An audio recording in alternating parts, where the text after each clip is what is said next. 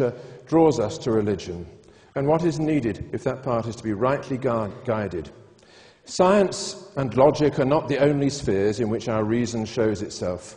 We seek for the causes of things, but we also seek for their meaning. We have moral values, aesthetic tastes, yearnings and aspirations, which, for want of a better word, we call spiritual. Such things are not irrational, even if we find it difficult to provide a scientific foundation for them. Indeed, it is only a rational being who experiences the world in this way, in terms of meanings, values, tastes and aspirations, and who feels, as a result, the tension between his life and his ideals. There is nothing irrational in this. On the contrary, not to feel it is to be only half alive to the human condition. It is what I suspect Christopher Hitchens felt, seeing the disasters which he encountered as a journalist. People who do not convey to us, in whatever way, an awareness of their shortcomings do not attract our sympathy. They're not really of our kind.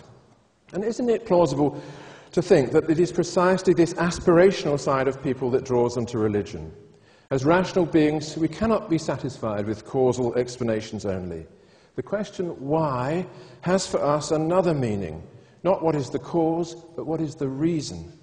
For what end does this or that exist? For Professor Dawkins, religion has nothing to say about what life is for, so he said to us. But in fact, it's precisely religion which addresses the question what life is for, as opposed to what caused it. As rational beings, we look for meanings, connections, harmonies and symmetries. We want the world to make sense to us and to answer our questions not merely in the way the laws of nature answer the inquiries of a scientist, but in the way that the laws of harmony answer the aspirations of a musician. Our reason overreaches the bounds of science, and this is not a deficiency in our reason, but a deficiency in science. Moreover, as rational beings, we make an absolute distinction between right and wrong, good and evil, virtue and vice, and we found our lives on the belief that some things are intrinsically worthwhile and to be pursued for their own sake. Not pleasure only, but love, duty, virtue, and kindness. We can't mount a deductive or scientific argument in favour of those values, for all that Professor Grayling says, but we condemn those who condemn them and believe that reason is on our side. All those facts about the human condition dispose us to look for the places where we can stand, as it were, at the window of our empirical world and gaze out towards the transcendental, the places from which light from that other sphere floods over us as it flooded over that little nun in the nunnery near Beirut.